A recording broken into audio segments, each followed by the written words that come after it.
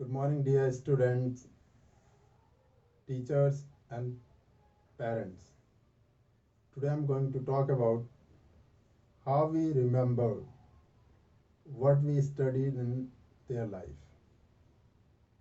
What is the logic behind this? Many students queries during the school or during the coaching time or during at home. Only the one question, ma'am याद नहीं हो रहा, sir याद नहीं हो रहा, अम्मा डैडी मुझे याद नहीं हो रहा. Always only the one question of children. So what is the logic in behind that? I thought there is no logic. If we studied properly, if we studied as per the concentration, then there is no problem to remember all the things for the forever life. But many things we remember for but many things we remember till the death of the life. जब तक हम जीते हैं तब तक हमें याद रह जाती हैं बहुत सारी चीज़ें. तो इसके पीछे लॉजिक क्या है? और इसमें सबसे ज़्यादा बच्चे कहते हैं सर मुझे मैथ्स में दिक्कत है, मैथ मुझे बहुत हार्ड लगता है. तो इसके पीछे कारण क्या है?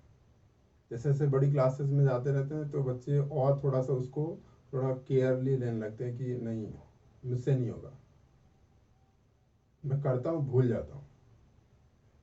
तो इसके पीछे क्या लॉजिक है या क्या दिक्कत है वो हम जानने की कोशिश करते हैं आज. तो सबसे पहली बात कि रिमेंबर की बात है. तो रिमेंबर करना मतलब क्या? कुछ भी चीज़ें जो हमने देखा सुना या फिर जिसको हमने पढ़ा वो हमें याद हो जाए, या हमें एग्ज़ाम में आए तो एग्ज़ाम में हम कर लें, या कुछ ऐसी चीज़ें पढ़ी जो एप्लीकेशन या प्रिंसिपल्स जो हमारे फॉर एवर द लाइफ के लिए वो काम आए. तो उसके लिए हम करें क्या? तो सबसे पहले हम बात करते हैं कि एक तो तरीका है क्या, दैट इज रिपीटेशन. अगर हम किसी चीज़ का बार बार रिवीजन करें तो वो इजीली हमें याद हो जाती है. बट इसके पीछे एक लॉजिक और है कि स्टूडेंट क्या करने लगता है, उसको बार बार एक ही लाइन को बार बार पढ़ने लगता है, जिससे मतलब वो जैसे कहते हैं ना कि रट लेना. तो दैट इज नॉट गुड. और जब प्रेशर होता है बच्चों पे, स्टूडेंट्स पे, पेरेंट्स का, टीचर का, तो वो फिर रटना शुरू कर देता है, which is not good for our student. क्योंकि वो आज के लिए तो कर ले रहा है, आज के एग्जाम में तो पास हो जाएगा, बट आगे के लिए उसके लिए वो अच्छा नहीं है, ये प्रोसेस सही नहीं है. That is not good. So what we do? So इस केस में हम क्या कर सकते हैं, जब किसी चीज़ को हमें नहीं समझ में आ रहा है या रेडी नहीं है या फिर हम नहीं याद रख पा रहे हैं, तो इस केस में दो चीज़ें हो सकती हैं. पहला चीज़ है कि जो चीज़ हम करना चाहते हैं तो उसका लॉजिक क्या, उसके पीछे कॉन्सेप्ट क्या है. क्योंकि कोई भी सम है या कोई भी हम न्यूमेरिकल्स कर रहे हैं, कोई भी चीज़ें हम अगर प्रूफ कर रहे हैं, कोई भी सवाल कर रहे हैं, तो उसके पीछे क्या लॉजिक है, उसका कॉन्सेप्ट क्या है, हाउ वी डेवलप दिस या how we describe this. Because अगर हमें कोई चीज़ें ऐसे हैं जो हमें लंबे समय तक हमारे लिए काम वाली चीज़ें हैं या जो हमें इम्पोर्टेंट बहुत ज़्यादा है कि नहीं ये हमारे लिए बहुत ज़्यादा ज़रूरी है, तो वो हर एक क्लास बाय क्लास वो जैसे जैसे लेवल बढ़ता जाएगा वैसे वैसे वो उनका थोड़ा जो इम्पोर्टेंस लेवल है और जो थोड़ा टफ लेवल है वो बढ़ता चला जाएगा. तो हम पहले से ही क्या करें, अपने आप को प्रिपेयर कर लें कि कोई भी चीज़ें, अगर कोई भी सवाल हम समझें या कोई भी चीज़ें करें तो उसका कॉन्सेप्ट क्लियर करें पहले. अब कॉन्सेप्ट दो तरह से हो सकता है. एक तो टीचर कभी भी ब्लैक बोर्ड पे करा रहा है तो ब्लैक बोर्ड पे कराए, उसको उसका कॉन्सेप्ट बताए कि कैसे ड्राइव हुआ है या कैसे डिस्क्राइब किया गया है। बट उसके साथ साथ अगर हम बात करें आर्ट इंटीग्रेशन, जो कि आज कल सीबीएसई ने इसको कंपलसरी कर दिया है, एक्सपीरियंशियल लर्निंग की बात करें, मीन्स कि स्टूडेंट वो सारी चीज़ें जो मैथ्स में भी वो एक्सपेरिमेंट के थ्रू कर सकता है, विजुअलाइजेशन के थ्रू कर सकता है। तो एक तो ये प्रोसीजर है। दूसरा प्रोसीजर कि वो टीचर उसको कॉन्सेप्ट बताए, कि वो उसको रिवाइज करे घर पे, उसके बाद फिर उस पे उसके बेसिस पे न्यूमेरिकल करे, फिर उसको रिवाइज करे, फिर न्यूमेरिकल करे। तो एक ये दूसरा ये प्रोसेस हो सकता है। और तो ये रिपीटेशन की बात हो गई टू वेज से, कि पहला कि अगर उसको हम कॉन्सेप्ट क्लियर कर दें विजुअलाइजेशन से, या फिर हम कोई एक्सपीरियंशियल लर्निंग कोई एक्टिविटी करा दें जिससे कि वो उसमें एंजॉय कर पाएगा, उससे वो उसके लिए फॉर एवर द लाइफ उसके पास होगी, चाहे वो कोई भी क्लास में स्टैंडर्ड में चला जाए। तो पहली चीज़ बात हुई। दूसरी बात, अगर बात करें दूसरा टॉपिक, एक एग्जांपल ले लेते हैं। तो जैसे कि आपने देखा होगा मेडिकल शॉप पे आप जाते हैं, तो मेडिकल शॉप पे आप जाते हैं तो आप क्या करते हैं, मेडिकल शॉप पे गए और आपने कहा ये वाली मुझे मेडिसिन चाहिए। तो देखिए जो मेडिसिन देने वाला है वो एग्जैक्ट आपके बोलने के बाद वो उस एक कॉर्नर में चला जाता है और वहां से आपकी मेडिसिन निकाल के दे देता है। उस शॉप में जितनी भी टैबलेट्स या फिर मेडिसिन हैं वो क्या उसको उसने रट रखी हैं, क्या याद कर रखी हैं? नहीं, देयर इज अ प्रोसेस। वो कंटिन्यूटी रोज एक ही काम को कर रहा है, वो उसके प्रैक्टिस में आ गई है। चलिए एक और एग्जांपल ले लेते हैं। आपने देखा वो परचूने की दुकान, सब लोग जाते हैं, प्रायकर बहुत जो ज़्यादा छोटे बच्चे हैं वही नहीं जाते होंगे, नहीं तो उसकी कोई भी घर से कोई भी सदस्य इंडिविजुअल जा सकता है और जाता भी है।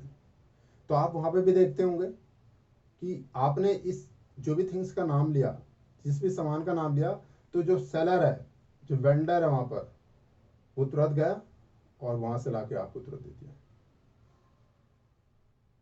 तो इस केस में भी आप देख रहे हैं कि वो आपके बोलते ही सीधे उस प्लेस पे जा रहा है जहां पर वो सामान रखा है और जस्ट आपको ला के दे रहा है। तो हम इससे ये समझ पा रहे हैं कि रिपीटेशन कर रहा है क्योंकि उसका जो काम है, उस काम को कंटिन्यूअसली एक ही चीजें एक ही जगह एक ही दुकान में वो उस चीज को repeat and repeat and repeat कर रहा है, जिसके कारण कि उसको ये रिपीटेशन हो गई है कि एग्जैक्ट ये अगर आवाज ये चीजें सुना या ये चीजें किसी ने मांगी तो एग्जैक्ट वो वहीं चला जाता है। It's a long process. दूसरा, अगर इसी में एक और वर्ड लें, एक और क्लू लें, जिसे कि कहते हैं readiness. Sometime students are playing and they are not ready to study, but their parents force him, चलो स्टडी करो वहाँ बैठो, चलो स्टडी करो, टाइम हो गया। तो the time is that student is not ready, student was not ready because his mind is still busy in the things what he is doing earlier. So it means कि उसका mind अभी ready नहीं है, he is not ready to study for the moment. So what he has to do, what he need to do, he need to do first of all to concentrate their mind. They make their timetable कि इस समय मुझे study करना है, इस समय मुझे पढ़ना है। तो उससे क्या है कि एक रेडीनेस उसके अंदर आ जाएगा, कंटिन्यूटी आ जाएगी, एक टाइम टेबल बन जाएगा, नहीं इस समय मुझे पढ़ना है, तो उसका माइंड कंसंट्रेट कर बना है, now it's time for study. और दूसरी चीज हो सकती है कि वो अभी अचानक कभी ऐसे बैठा है या पढ़ाई करने के लिए गए, तो उससे पहले वो एटलीस्ट 5 से 10 मिनट या 5 मिनट या 10 मिनट वो क्या करे, अपना कंसंट्रेट बनाए, कंसंट्रेशन करे। और कंसंट्रेशन बने कैसे, उसके लिए वो मेडिटेशन कर सकता है।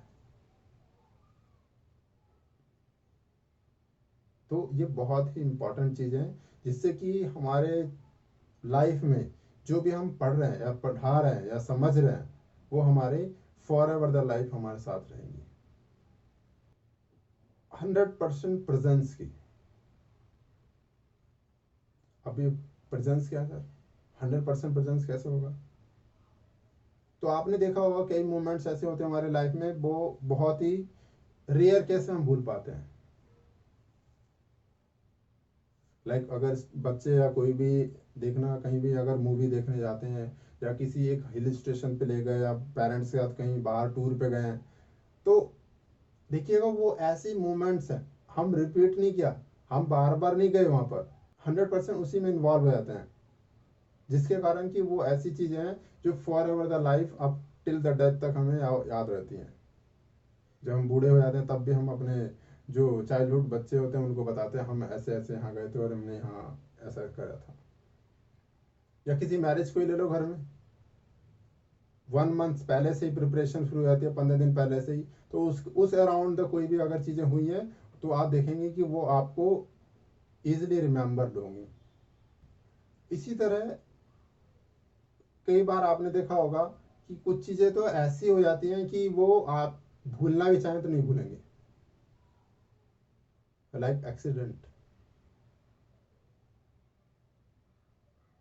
क्योंकि कोई नहीं चाहता कि मेरा अगर मेरे सामने या मेरी लाइफ में कुछ ऐसी दुर्घटनाएं या फिर ऐसे इंस्टेंस हुए थे जो मैं भूलना चाह रहा हूँ लेकिन भूल नहीं पाते।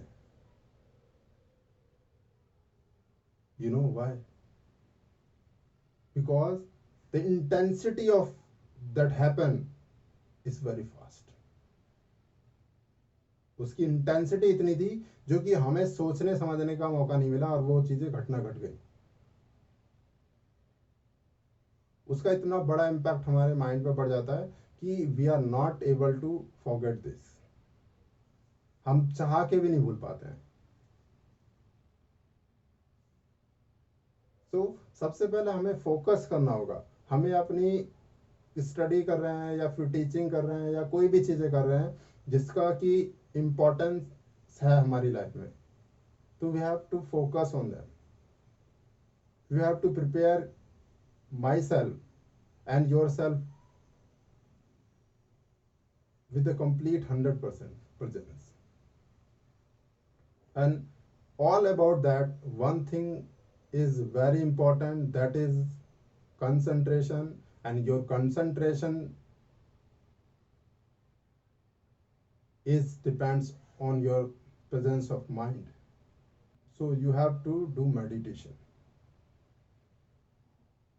So before you are going to study or before you are going to deliver some information, so you have to know, or you have to concentrate yourself. If you are success in this, you never forget anything in your life. Not only for the related to maths, but for the everything, you never forget. So this video is not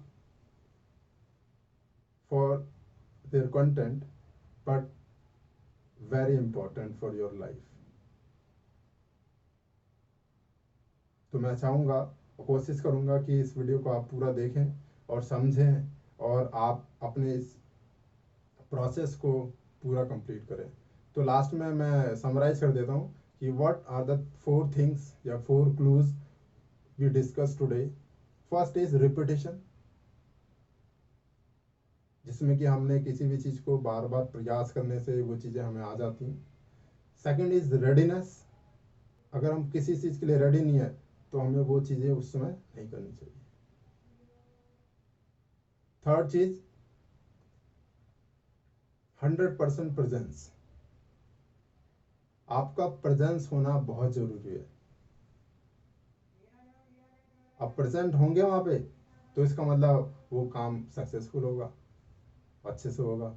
और चौथी क्या बात है, intensity थी, कितनी intensity थी उस happening की, उस इंस्टेंस की, कि जो हमारे माइंड में इस तरह से वो रह जाता है कि हम उसे भुलाना चाहें फिर भी नहीं भूल पाते। You have to acknowledge this process and change your life. Thanks for watching this video. Okay, thank you so much.